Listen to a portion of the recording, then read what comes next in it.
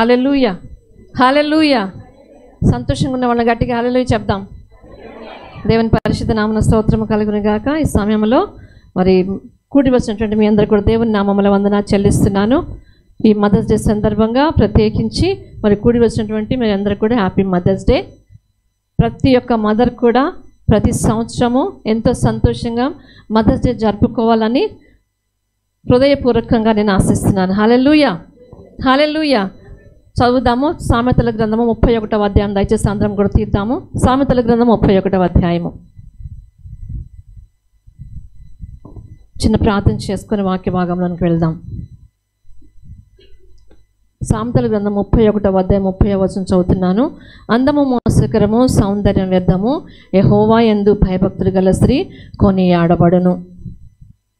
అలానే 25వ వచనము, బలమును ఘనతయు ఆమెకు వస్త్రములు, ఆమె రాబో కాలం విషయమే నిర్భయముగా ఉండును. దేవుడు ఈ వాక్యం దీవించినగాక. ప్రార్థన చేసుకుందాం. దయచేసి అందరూ కూడా ప్రార్థనలో ఏకీభవించవలసిందిగా ప్రభు పేరిట మనవి చేస్తున్నాను. మహాపరిశుద్ధుడా, మహోన్నతుడా, మా మంచి యేసయ్య నీ పరిశుద్ధ నామమునకు స్తుతులు స్తోత్రములు తండ్రి. దేవానికి వందనములు చెల్లించుకుంటున్నాం నాయన. ప్రభా, ఎక్కడైతే ఇద్దరు లేక ముగ్గురు నా నామంలో కూడుకుంటారో వారి మధ్య ఉంటాను చెప్పావు నాయన. ఈ సమయంలో ప్రభా మేమందరం కూడా సన్మానాలు కూడుకొని ఉంటుండగా మీరు మా మధ్యలో ఉన్నందుకు నీకే స్తోత్రములు తండ్రి. నీకు వందనములు చెల్లించుకుంటున్నాం నాయన. ప్రభా నా తండ్రి, ఈ యొక్క మదర్స్ డే సందర్భంగా ప్రభా నా తండ్రి మరి వాక్యము ప్రభా ధ్యానించబోచుంటుండగా యేసయ్య నన్ను మరి పరచుకోండి, నాతో మాట్లాడండి, మా అందరితో మాట్లాడిన మహింపరచుకోవాల్సిన వేడుకొనొచ్చు యేసు పరిశుద్ధ నామములో ప్రార్థించి వేడుకొంచున్నాను తండ్రి.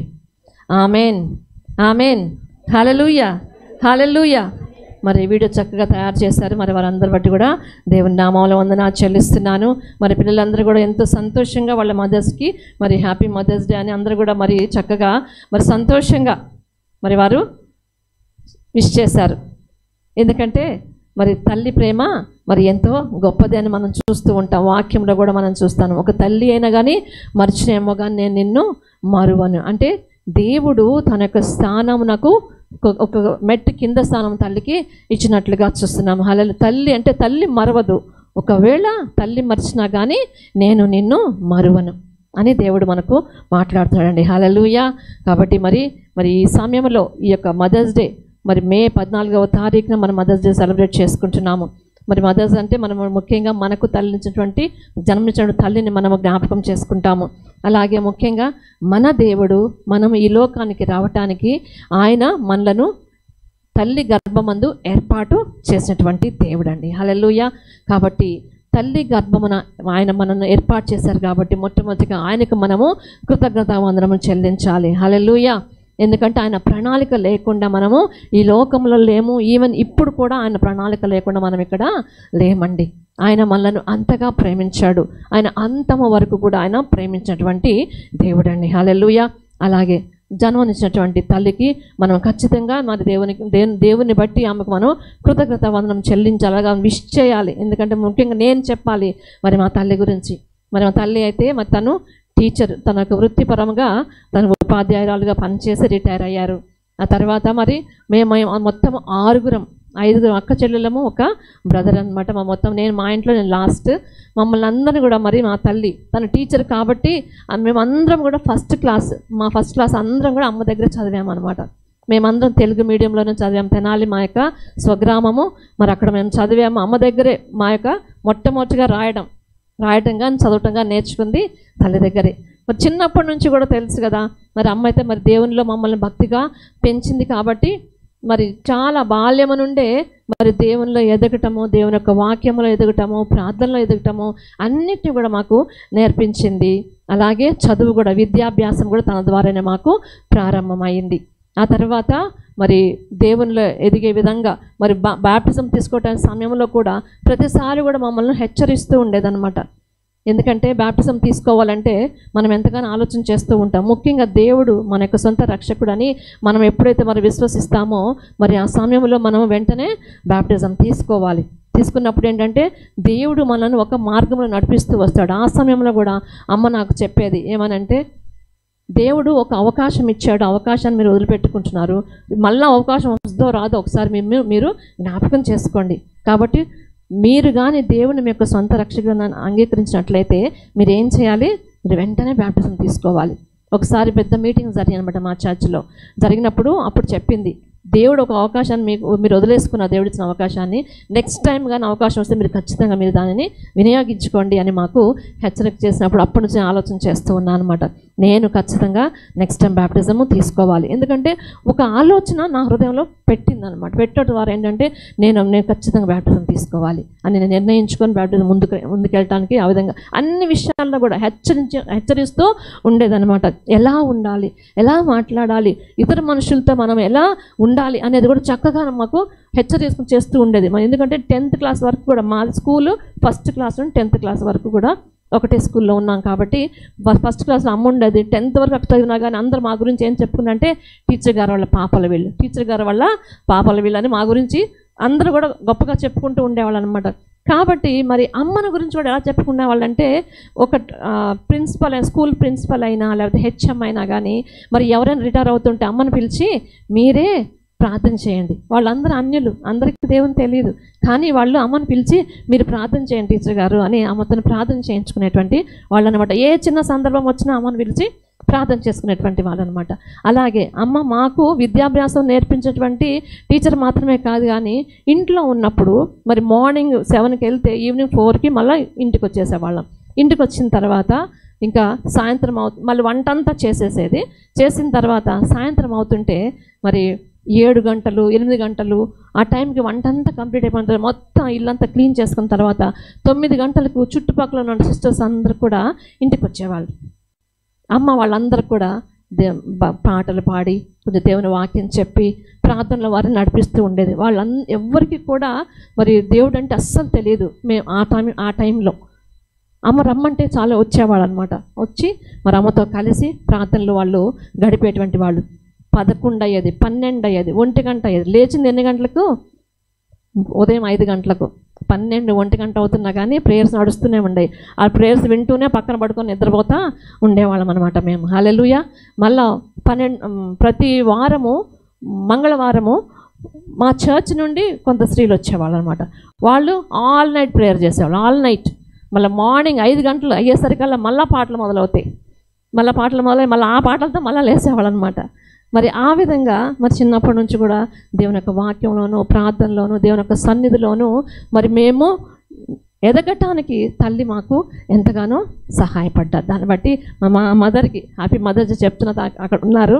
కాకపోతే తను అనారోగ్యంగా ఉన్నారు కాబట్టి మాకు కొంచెం వృద్ధాప్యంలో ఉన్నారు కాబట్టి మరి మెట్లు ఎగదగలేరు కాబట్టి ఇక్కడ తీసుకొని రాలేకపోయాము. హల్లెలూయా. అలాగే మరి దేవుడు నాకు ఇచ్చిన బిడ్డలను బట్టి కూడా దేవునికి వందనాలు చెల్లిస్తున్నాను. ఎందుకంటే నన్ను తల్లిని చేసినటువంటి బిడ్డలు మరి వారిద్దరిని బట్టి కూడా దేవునికి వందనాలు చెల్లిస్తున్నాను. వారు మాత్రమే కాదు, మీ అందరూ కూడా. ఎందుకంటే ఇది మన సంఘం అంటే ఏంటంటే మన యొక్క కుటుంబం కదా. కుటుంబంలో మరి అందరూ కూడా ఆత్మీయమైనటువంటి బిడ్డలు. మరి మీ అందరిని బట్టి కూడా నేను దేవునికి వందనాలు చెల్లిస్తున్నాను. హల్లెలూయా, హల్లెలూయా. మరి ఈ వాక్య భాగంలో మనం చూస్తాము సామెతల గ్రంథము 31వ అధ్యాయము 10వ వచనం కానీ చూసినట్లయితే, గుణవతి అయిన భార్య దొరుకుట అరుదు, అట్టిది ముత్యము కంటే అమూల్యమైనది. ఆమె పెనిమిటి ఆమె యందు నమ్మిక ఎంచును, అతని లాభ ప్రాప్తికి వెలితి కలగదు. ఆమె తాను బ్రతుకు దినములన్నీ అతనికి మేలు చేయను కానీ కీడేమియో చెయ్యదు. హల్లెలూయా. ఇంకా ఆమె గొర్రెబొచ్చును అవసనారును వెదకును, తన చేతులారా వాటితో పనిచేయును. వర్తకపు ఓడలు దూరము నుంచి ఆహారం తెచ్చినట్లు ఆమె దూరము నుండి ఆహారము తెచ్చుకొనును. ఆమె చీకటితోన లేచి తన ఇంటి వారికి భోజనం సిద్ధపరచును, తన పనికత్తెలకు భత్యము ఏర్పరచును. ఆమె పొలమును చూచి దానిని తీసుకొనను, తాము కూడబెట్టిన ద్రవ్యము పెట్టి ద్రాక్ష తోట ఒకటి నాటించును. ఆమె నడికట్టు చేత నడుము బలపరుచుకొని చేతులతో బలముగా పనిచేయును. తన వ్యాపార లాభము అనుభవము చే తెలుసుకొనను. రాత్రి వేళ ఆమె దీపము ఆరిపోదు. ఆమె పంటెను చేత పట్టుకొనను, తన వ్రేళ్లతో కదురు పట్టుకొని వడుకును. దీనులకు తన చేయి చాపును, దరిద్రులకు తన చేతులు చాపును. తన ఇంటి వారికి చలి తగులునని భయపడదు. ఆమె ఇంటి వారందరూ రక్తవర్ణ వస్త్రములు ధరించిన వారు. ఆమె పరుపులను సిద్ధపరచుకొనును. ఆమె బట్టలు సన్నని నార బట్టలు, రక్తవర్ణపు వస్త్రములు. ఆమె పెనిమిటి దేశపు పెద్దలతో కూడా కూర్చుండును. గవని యొద్ద పేరుగొన్నవాడై ఉండును. ఆమె నారబట్టలు వేయించి అమ్మును, నడికట్లను వర్తకులకు అమ్మును. బలమును ఘనతయు ఆమెకు వస్త్రములు. ఆమె రాబోవు కాలము విషయమే నిర్భయముగా ఉండును. జ్ఞానము కలిగి తన నోరు తెరుచును. కృపగల ఉపదేశము ఆమె బోధించును. ఆమె తన ఇంటి వారి నడతలను బాగుగా కనిపెట్టును. పని చేయకుండా ఆమె భోజనము చేయదు. ఆమె కుమారులు లేచి ఆమెను ధన్యురాలందరూ. చాలామంది కుమార్తెలు పతివ్రత ధర్మం అనుసరించి ఉన్నారు, కానీ వారందరినీ నీవు మించిన దానవు అని ఆమె పెనిమిటి ఆమెను పొగడును. అందము మోసకరము, సౌందర్యము వ్యర్థము. యెహోవా యందు భయభక్తులు గల స్త్రీ కొనియాడబడును. చేసిన పనిని బట్టి అట్టి దానికి ప్రతిఫలమీయదగును. గౌనుల యొద్ద ఆమె పనులు ఆమెను కొనియాడును. హల్లెలూయా. ఈ వాక్యం ఎప్పుడైనా చదివారండి? ఎంతమంది చదివారు? ఈ వాక్యం ఎప్పుడైనా ధ్యానం చేశారా? చూడండి, మరి ఒక స్త్రీ గురించి, ఇంట్లో ఉన్నట్టు ఒక స్త్రీ గురించి, లేకపోతే ఒక భార్య గురించి, లేకపోతే ఒక తల్లి గురించి మరి ఎన్నో విషయాలు ఈ గ్రంథంలో, ఈ యొక్క వాక్యంలో రాయబడినట్లుగా మనం చూస్తున్నాం. సామెతల గ్రంథము 31వ అధ్యాయంలో 1వ వచనం కానీ చూసినట్టయితే, రాజైన లెమూయేలు మాటలు అతని తల్లి అతనికి ఉపదేశించిన దేవోక్తి. చూడండి, ఒక రాజు అయినటువంటి లెమూయేలు అన్న కానీ, లేకపోతే మరి ఈ సొలొమోను రాజు కానీ మనం చూసినట్లయితే ఒక తల్లి యొక్క స్థానము ఎలా ఉంటుంది అని అంటే, మదర్ కదా, MOTHER అని అంటాం కదా. మదర్ అంటే దాని అబ్రివేషన్లో మనం చూసినట్టయితే ఎం అంటే మనము ఏమనుకోవచ్చు, ఆమె అద్భుతం, ఆమె మ్యాగ్నిఫిషెంట్, ఆమె అద్భుతం చేయగలదు. అలానే ఒక మేనేజర్ అనొచ్చు. M అంటే మేనేజర్ అనొచ్చు. మేనేజర్ అంటే ఆఫీస్లో మేనేజర్ అనుకుంటున్నారా? మన ఇంట్లో మేనేజర్ ఎవరో తెలుసా? అందరూ ఫైనాన్స్ మేనేజర్ అంటారు. ఫైనాన్స్ మొత్తానికి మేనేజర్. ఎందుకంటే ఏ పని ఎక్కడెక్కడ ఏమేమి ఉంటాయి అన్నీ కూడా ఆమెకు తెలుసు. ఏదైనా ఎవరికైనా కావాలంటే ఎక్కడుందో ఆమెకు తెలుసు. షీ మేనేజెస్ ఎవ్రీథింగ్ కదా, మేనేజర్. ఎం అంటే మేనేజర్. మరి తల్లి పిల్లల గురించి కానీ, లేకపోతే భర్తని గురించి కానీ, మరి ఇంట్లో ఉన్నటువంటి పనివాళ్ళ గురించి కానీ, ఇంట్లో ఉండే వస్తువుల గురించి కానీ, అన్నిటిని గురించి కూడా ఆలోచన చేస్తూ ఉంటుంది. ఏదైనా సమయం వస్తుంటే, లేకపోతే ఏదైనా సందర్భం వస్తుంటే, ఏదైనా బర్త్డే కానీ, లేకపోతే ఇంకేదైనా వస్తూ ఉంటే మరి ముందే ఏం చేయాలి అనేది ముందుగానే ప్రణాళిక కలిగి ఉంటుందండి. హల్లెలూయా, హల్లెలూయా. మరి ప్రణాళిక కలిగినటువంటి తల్లి గురించి కూడా మనం అనేక సార్లు చదువుకుంటూ వచ్చాం. ప్రణాళిక కలిగిన తల్లి ఎవరై ఉండొచ్చు అండి చెప్పండి? బైబిల్లో ఒక తల్లి చక్కగా ప్రణాళిక వేసింది తన కుమారుడు విషయంలో. చెప్పండి గట్టిగా. స్త్రీల మీటింగ్ కానీ వస్తూ ఉంటే ఖచ్చితంగా స్త్రీలు చెప్తారు, ప్రణాళిక కలిగిన తల్లి ఎవరండి? యోకెబెత్ అంటే ఎవరు? మోషే తల్లి. స్త్రీల మీటింగ్లో నేనైతే దాదాపు అందరు స్త్రీల గురించి నేను షేర్ చేసుకుంటూనే ఉన్నాను. దాదాపు అందరూ కూడా చెప్తారు. అటెండ్ అయ్యే వాళ్ళు మాత్రమే తెలుసు, వారికి మాత్రమే తెలుసు అండి, అందరికీ తెలియదు. హల్లెలూయా. కాబట్టి ప్రణాళిక మేనేజ్ చేయగలదు ఆమె. ఎందుకంటే ఒక ఇబ్బంది కలిగింది. ఆమె కుమారుడు పుడితే వెంటనే ఏం చేస్తారు ఫరో రాజు ఏం చేస్తాడు? చంపేపిస్తాడేమో 2 సంవత్సరాల లోపు, లేకపోతే మరి పురిటిలోనే మగపిల్లలని చంపేసేయమని చెప్పేసి ఆజ్ఞ వచ్చింది. కాబట్టి మరి ముఖ్యంగా వాళ్ళిద్దరు ఉన్నారు, ఒక స్త్రీలిద్దరు కూడా, షిఫ్రా పూయ అనేటువంటి ఇద్దరు స్త్రీలు. మరి వాళ్ళు మంత్రసానులు. మీరు ఎప్పుడైతే మరి హెబ్రీ స్త్రీలు మరి పిల్లలను కంటారో, ప్రసవ సమయంలో మగపిల్లలు అయితే వాళ్ళని చంపేసేయండి అని చెప్పేసి రాజాజ్ఞ వచ్చినప్పుడు మరి వాళ్ళు రాజుకు భయపడలేదు, కానీ దేవునికి భయపడి ఏం చేశారంటే మగపిల్లని బ్రతకనిచ్చారు. సో ఒక మగపిల్లోడు ఆయన మోషేకి తల్లి యోకెబెత్ ఆమె ఏం చేసిందంటే 3 నెలలు దాచిపెట్టింది. అతనని చక్కగా దాచిపెట్టింది. ఎందుకు బయటకు తెలియనీయకుండా, మగపిల్లడు ఉన్నాడన్న విషయం బయటకు తెలియనీయకుండా దాచిపెట్టింది. ఇంకా ఎంతకాలం దాచిపెట్టగలదు? ఆమె దాచిపెట్టలేదు. అప్పుడు ఒక ప్రణాళిక కలిగి ఉన్నది. ఏంటంటే ఆమె ఒక జమ్ము పెట్టె తీసుకొని వచ్చి ఆ యొక్క పెట్టెకు కీలు పూసింది. ఆ పెట్టెలో నుంచి ఒకళ్ళు నీళ్లు మళ్ళీ లోపలికి వెళ్తాయి కదా, ఆ పెట్టెకి ఏం చేసి కీలు పూసింది. అంటే భద్రతను కలుగ చేసింది ఆ తల్లి ఆ కుమారుడు విషయంలో. చక్కగా దాన్ని మూసివేసింది. జమ్ము పెట్టెలో పెట్టి ఆ యొక్క నది దగ్గర వదిలిపెట్టింది. అప్పుడు ఆ సమయంలో ఫరో కుమార్తె అక్కడ ఉన్నప్పుడు మరి ఆ యొక్క అందమైనటువంటి ఆ బాలుని చూచి ఆమె ఇష్టపడింది. ఆమె అంటది, ఈ కుమారుని నా కోసము పాలిచ్చి పెంచు. ఆమె కేవలము వదిలిపెట్టి వెళ్ళిపోలేదు. ఏం చేసింది? అక్కడ చూస్తూ ఉంది. అక్క మిరియాం అక్కడ చూస్తూ ఉంది.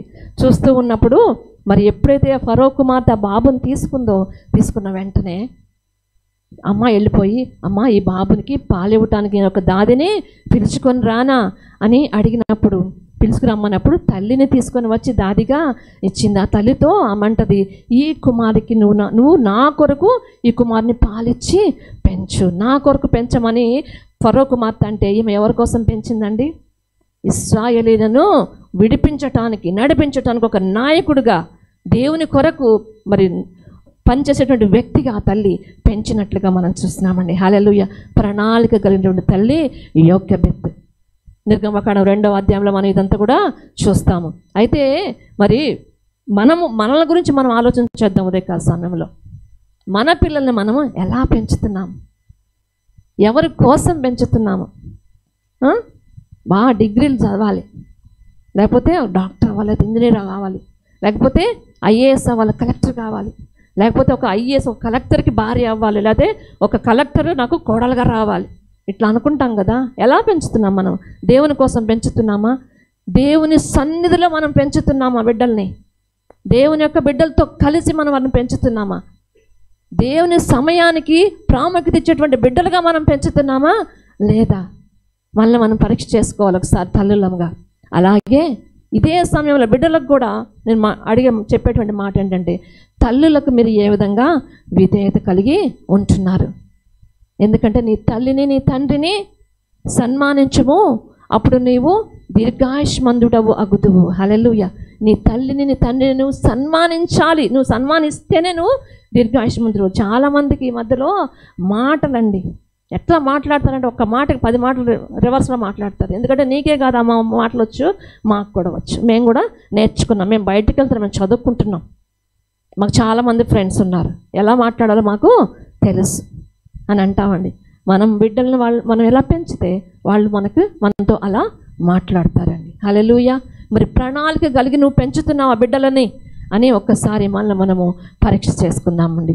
దేవుని యొక్క సన్నిధిలో వాళ్ళు ఉంటున్నారు. నీ పిల్లలు సండే స్కూల్లో ఉంటున్నారా లేదా? పట్టించుకుంటున్నావా? మీ పిల్లలు యూత్ మీటింగ్లో ఉంటున్నారా లేదా? నువ్వు పట్టించుకుంటున్నావా?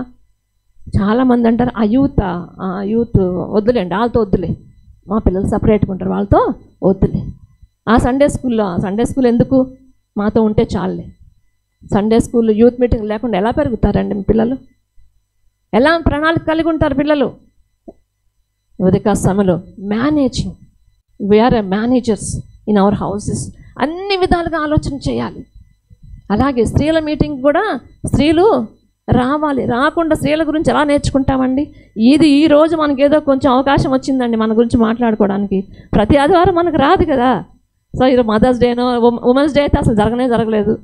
అయితే మరి ఈ దినం మనకు అవకాశం వచ్చింది, కానీ ప్రతిసారి కూడా కుదరదు కదా. ఉమెన్ గురించి మనం నేర్చుకోవాలి అంటే ఉమెన్స్ మీటింగ్కి రావాల్సిందే. ఆ బాధ్యత మనం కలిగి ఉండాలి. అవకాశం ఉండి కూడా రావట్లేదు. ఒక్కొక్కసారి జూమ్ మీటింగ్ పెట్టినా కానీ రావట్లేదండి. ఎందుకంటే బిజీ, మేము చాలా బిజీ అండి, మాకు ఎన్నో పనులు ఉంటాయి. ఇవన్నీ మాతోనే అవ్వవు. ఒక సండే మాత్రమే మాకు కుదురుతుంది. ఇదేనండి మేనేజింగ్. మదర్గా ఇదేనా మనం మేనేజ్ చేసే థింగ్స్? ఎప్పుడు కుదిరితే అప్పుడు, ఎప్పుడు వీలైతే అప్పుడు. మళ్ళీ ఇది కేవలం స్త్రీలకు మాత్రమే కాదండి, పురుషులకు కూడా చెప్తున్నా. మీరు పంపకపోతే వాళ్ళు రారు, మీరు డ్రాప్ చేయకపోతే వాళ్ళు రారు కదా. హల్లెలూయా. కాబట్టి మరి ఎక్కువ చెప్తున్నాను అనుకోవాకండి. ఈ ఒక్కరోజే మాకు కుదురుతుంది చెప్పడానికి. హల్లెలూయా. కాబట్టి మదర్లో మనం ఏం చూస్తున్నాం? మేనేజింగ్. షీ కెన్ మేనేజ్ కదా, ఎనీథింగ్ షీ కెన్ మేనేజ్. కానీ ఒక్కొక్కసారి మేనేజ్ చేయడానికి కూడా మనకు సమయాలు లేకపోతే పరిస్థితులు మనకు అనుకూలించకపోవచ్చు. ప్రార్థన చేద్దాం, దేవుడు మనకు సహాయం చేస్తాడు. అలాగే రెండవ మాట ఓ అంటే అవుట్ స్టాండింగ్, లేకపోతే ఇంకా ఓ అంటే మనం ఓనర్ అని కూడా అనుకోవచ్చు. ఓనర్ అంటే ఏంటి? యజమానుడు.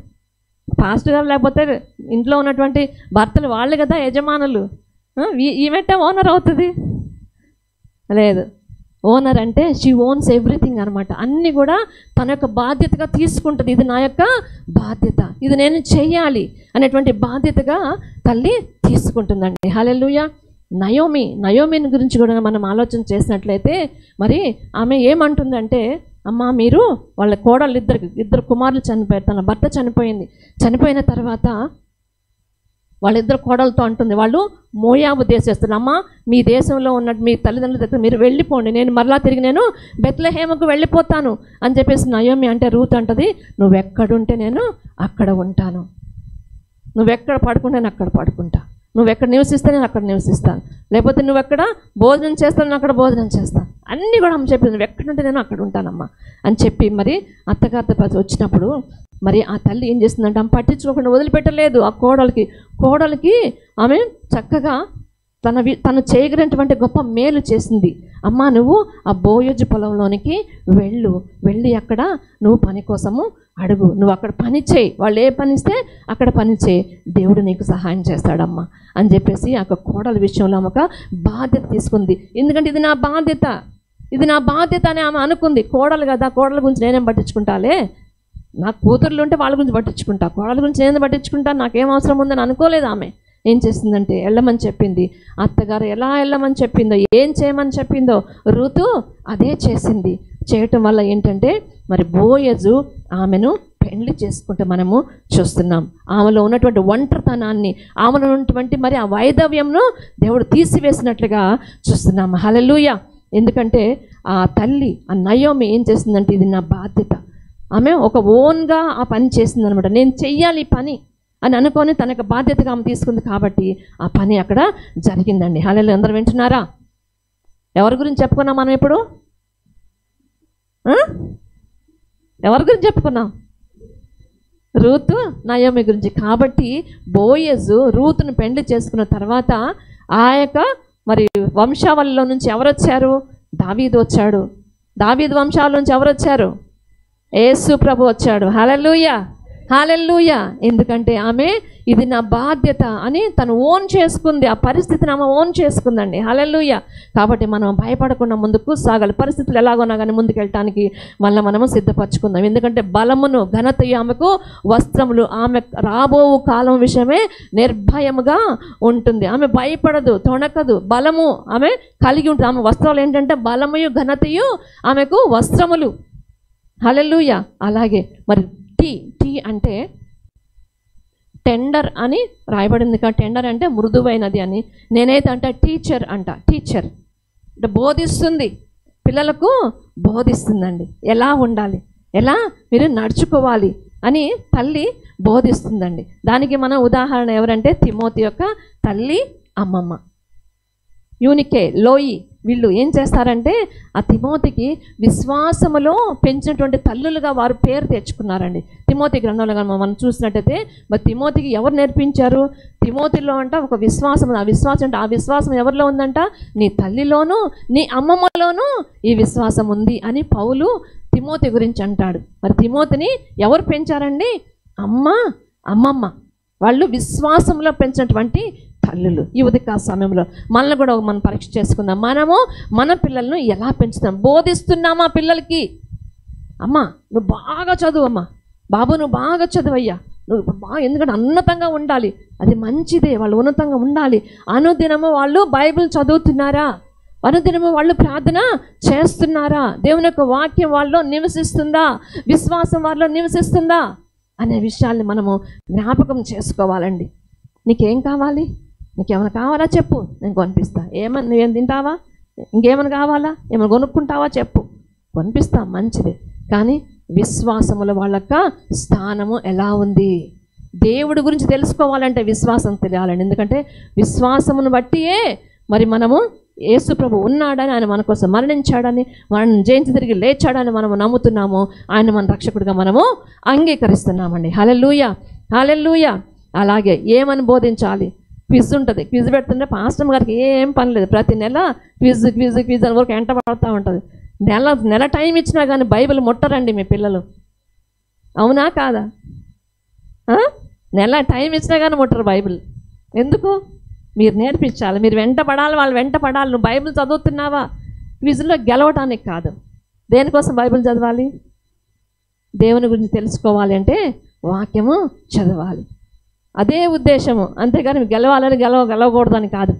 హల్లెలూయా. ఇది కూడా మీరే వెంట పడాలి, వాళ్ళ వెంట పడి మీరు చేస్తున్నారా లేదా అని వాళ్ళకి, ఎందుకంటే అన్నిటికీ టైం ఉంటుందండి మనకి. దేనికి వెళ్ళటానికి ప్రతి పనికి మనకు టైం ఉంటుంది. మన జాబ్స్కి వెళ్ళటానికి టైం ఉంటుంది, లేకపోతే మన పిల్లలకి ఏమైనా కొనటానికి టైం ఉంటుంది, లేకపోతే ఏమైనా కొంచెం సరదాగా బయటకు వెళ్ళి రావడానికి టైం ఉంటుంది, అన్నిటికీ ఉంటుందండి టైము. కానీ మన పిల్లల్ని బైబిల్ చదివించడానికి ప్రార్థనలో ఒక అరగంట ఒక గంట కూర్చోబెట్టడానికి మాత్రం టైము ఉండదు. ఏం బోధిస్తున్నాం మనం మన పిల్లలకి? మళ్ళీ మనం జ్ఞాపకం చేసుకుందాం. హల్లెలూయా. పరీక్ష చేసుకుందాం. అలానే MOTHER కదా. హెచ్ అంటే ఆనరబుల్, లేకపోతే ఇక్కడ చూసాం కదా, బలమయు ఘనతయు ఆమెకు వస్త్రములు. ఆమె ఘనత పొందింది. అయితే నేనంటాను హెచ్ అంటే హౌస్ కీపర్ అండి. ఆమె పని మనిషి రాకపోతే ఎవరు పని చేయాలి? మనమే పని చేయాలి. ఎవరు లేకపోయినా మనమే పని చేయాలి. పొద్దున్న సాయంత్రం అన్నీ ఉన్నాయా లేదు చూసుకోవాలి, కిచెన్లో అన్నీ ఉన్నాయా లేదు చూసుకోవాలి, ఈ టైంకి ఇంకా ఏమేం కావాలనే చూసుకోవాలి, ఈ పిల్లలకి ఏదైనా వస్తుంటే దానికి ఏమేం చెయ్యాలనే చూసుకోవాలి. ప్రతి హౌస్ కీపింగ్ కోసం ప్రత్యేకంగా ఎవరు ఉంటారు? మనమే హౌస్ కీపర్స్ అండి. హల్లెలూయా. హల్లెలూయా. అంటే ఘనత మాత్రమే కాదు, ఘనహీనతకు కూడా మనమే అక్కడ ఉంటామండి. ఈ విషయంగానే మనం ఆలోచన చేస్తే ఘనత దేవుడు ఎవరిని కనపరిచాడు? ఎస్తేరుని దేవుడు కనపరిచాడండి. ఎస్తేరుని కానీ మనం జ్ఞాపకం చేసుకుంటే ఎస్తేరు గ్రంథంలో మరి ఆమె ఎవరు, అసలు ఆమె ఎవరు అని మనం అనుకుంటే ఆమె ఒక అనాథ. ఆమెకు తల్లిదండ్రులు లేరు. అయితే తన యొక్క పినతండ్రి అయినటువంటి మరి అహేశ్వరోషు ఆమెను, పినతండ్రి అయినటువంటి మొర్దెకై ఆమెను పెంచుకున్నాడు కదా. పెంచుకున్న తర్వాత ఆ మొర్దెకై ఏదైతే చెప్పాడో ఆమె ఏం చేసిన దానిని పాటిస్తూ వచ్చింది. అమ్మ నువ్వు అక్కడ వెళ్ళు, అక్కడ మరి పోటీ జరుగుతుంది, రాణి మరి ఆ యొక్క రాజులు మరి రాజుగారు రాణి కోసం మరి పోటీ జరుగుతుంది, కాబట్టి మీరు వెళ్ళమ్మా, నువ్వు వెళ్ళి నువ్వు యూదురాలు అనేటువంటి మాట మాత్రం నువ్వు చెప్పొద్దు అని చెప్పినప్పుడు ఆయన చెప్పిందో అదే చేసింది. ఆమె అనాథ కాబట్టి అనాథ నుంచి ఆమె ఎక్కడికి వెళ్ళిపోయింది? రాణిగా, ఒక క్వీన్గా ఆమె వెళ్ళిపోయింది. 127 సంస్థానములకు రాజు అయినటువంటి అహేశ్వరోషుకి ఆమె భార్యగా వెళ్ళింది. కారణము విధేయత, తగ్గింపు. ఈ తగ్గింపు ద్వారా ఆమె ఎక్కడికి వెళ్ళిపోయిందండి? ఒక రాణి స్థానానికి వెళ్ళిపోయింది. కానీ రాణి స్థానానికి వెళ్ళినా కానీ ఆమె ఎవరు? ఆమె యూదురాలే అని మళ్ళా తండ్రి అంటాడు, నువ్వు ఏం చేస్తావమ్మా? మరి మన యూదులకి మరి నాకు నష్టం కలగబోతుంది, నువ్వు ఏం చేస్తావో నాకు తెలియదు, నువ్వు ఒకవేళ ఏమో నష్టం కలుగుతుంది నీకు కూడా కలుగుతుంది అని చెప్పినప్పుడు ఆమె ఏం చేసింది? వెంటనే తన యొక్క చెల్లికత్తెలను ఏర్పాటు చేసుకుంది. 3 రోజులు అన్నపానములు మాని, అన్నము తినలేదు, నీళ్లు కూడా తాగలేదు ఆ స్త్రీ. మరి ఆమెకు ఘనత రావంటే ఎలా వస్తుందండి? ఊరికి ఘనత వస్తుందా?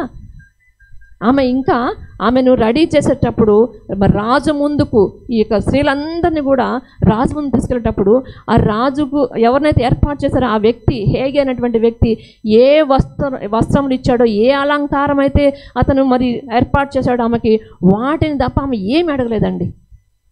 నాకైతే ఆ చీర నచ్చలేదు, నాకు ఈ నగలు నచ్చలేదు. నగలు చీరల గురించి మనం మాట్లాడకుండా ఒక్క రోజు కూడా ఉండదండి మనకి. కానీ ఆమె ఏం చేసింది? ఆమె దేని గురించి కూడా ఆలోచన చేయలేదు.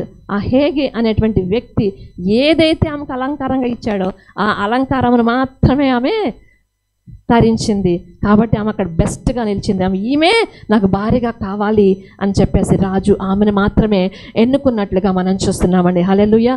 అక్కడ ఘనత ఆమెకు కలిగింది. ఆ తర్వాత ఇంకా మనం చూసుకుంటూ పోతే ఎస్తేరు గురించి మనకు అందరికి కూడా తెలుసు. ఇంకా ముందుకు పోతే ఏంటంటే మరి యూదులను కాపాడటానికి మరి ఆ హామాను యూదులు నాశనం చేయాలని చెప్పేసి హామాను వేసిన ప్రణాళిక, మరి ఒక ఉరికమ్మం వేపిస్తే ఆ ఉరికమ్మం మీదకే ఆ హామాను ఎక్కించేలాగా ఆమె అక్కడ నిలబడినట్లుగా మనం చూస్తున్నాం. ఆమె దేవుడు అంతగా ఘనపరిచాడు. ఇంకా ఆ హామాను ఇంటిని కూడా ఎస్తేరుకే ఇచ్చేశారు. ఎందుకంటే బలమయు ఘనతయు ఆమెకు వస్త్రములు కాబట్టి. ఆమెలో ఏముంది? విధేయత, ఒబీడియన్స్. మనకు కావాల్సిన విధేయత అండి. విధేయత ఉంటే దేన్నైనా సరే మనము జయించగలుగుతాం. వాళ్ళతో నేను మాట్లాడను, వీళ్ళతో నేను మాట్లాడను, వీళ్ళతో అట్లా మాట్లాడితే నాకు స్టేటస్ తగ్గిపోతుందండి, కాబట్టి నా స్టేటస్ ప్రకారమే నేను వెళ్తాను అని అనుకుంటూ ఉంటామేమో. కానీ దేవుడు ఎస్తేర్ లాగా ఒక వ్యక్తిని మన ముందు ఉంచాడు. ఆమెలో ఉన్న విధేయత ఏంటంటే అనాథ నుంచి ఆమె ఏమైపోయింది? ఒక క్వీన్గా, రాణిగా ఆమె మారిపోయిందండి. హల్లెలూయా. అలాగే మరొక చూద్దాం. MOTH అయిపోయింది కదా. ఈ అంటే ఎక్స్ట్రాడినరీ అని ఉంది ఇందులో. అయితే నేనేం పెట్టానంటే ఎవర్ వర్కర్ అంటే ఎప్పుడు పనిచేస్తున్నామే. ఇక్కడ మనం చూసాము, ఇక్కడ ఎంత చీకటితోనే లేచి తన ఇంటి వారికి భోజనం సిద్ధపరచును, తన పనిగతులకు బత్తం ఏర్పరచును, ఆమె పొలమును చూసి దాన్ని తీసుకును. ఇంకా 13 చూస్తే ఆమె గొర్రెబొచ్చును అవిసన్నారన వెదకును, తన చేతులార వాటితో పని చేయును.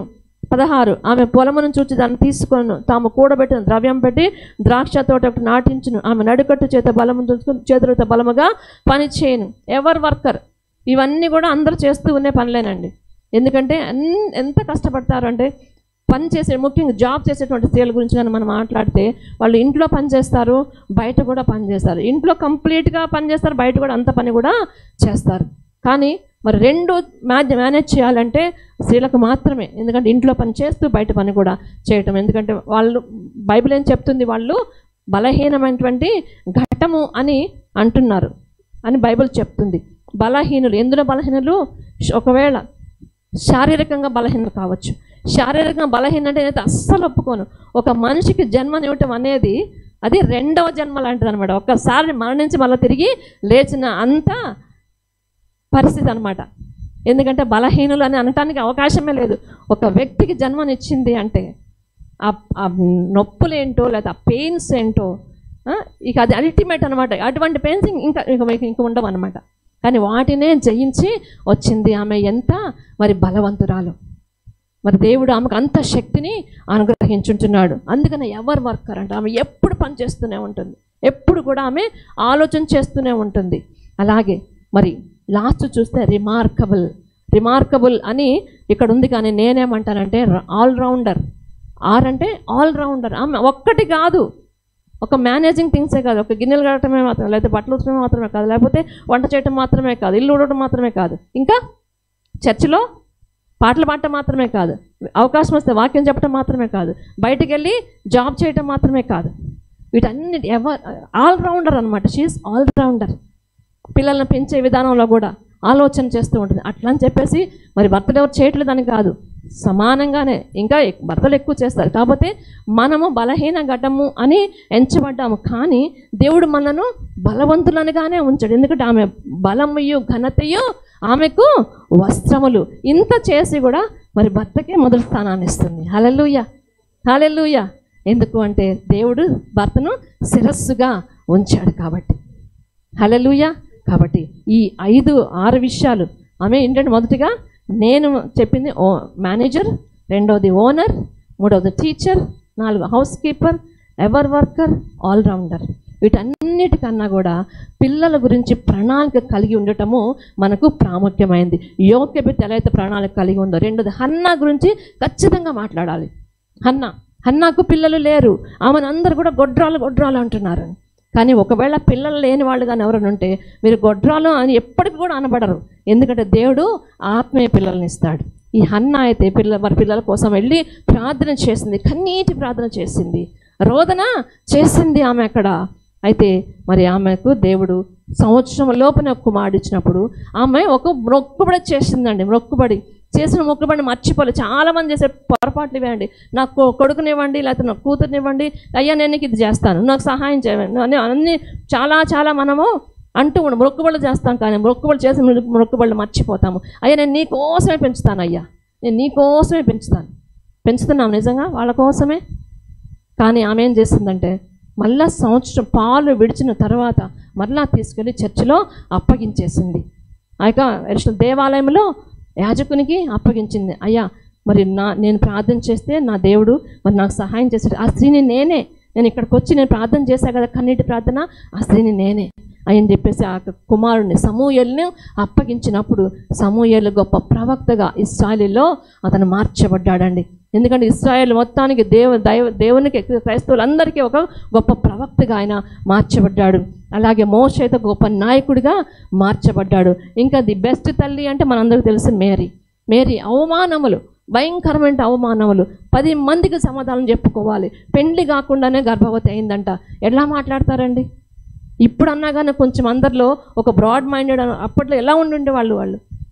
ఎందుకంటే బయట ఆడపిల్లలు కనబడకూడదు భయంకరమైన పరిస్థితుల్లో కూడా ఆమె దేవుని కోసం ఆమె నిలబడినట్లుగా మనం చూస్తున్నాం. ఎందుకంటే రక్షకునికి, ఈ లోక రక్షకునికి మరి తల్లిగా ఆమె మారినట్లుగా మనం చూస్తున్నామండి. హల్లెలూయా. పరిశుద్ధాత్మ ద్వారా ఆమె గర్భం ధరించినటువంటి మరి గొప్ప దయా ప్రాప్తురాలు ఆమె. హల్లెలూయా. కాబట్టి మరి ఈ ఉదయకాల సమయంలో మరి కేవలము మన తల్లులు మాత్రం మన తల్లులు కాదండి, మనము మన దేవుడు మనకిచ్చినటువంటి మదర్ ఇన్ లాస్ వాళ్ళని కూడా మనము జ్ఞాపకం చేసుకోవాలి. అత్తగారు మరి పాస్టర్ గారు అమ్మగారు, ఆమె కూడా చాలా ప్రేమ గల వాళ్ళండి. అందరిని ఎలా ప్రేమిస్తారో నాకు తెలియదు, కానీ నన్ను మాత్రం చాలా ప్రేమించేవాళ్ళు.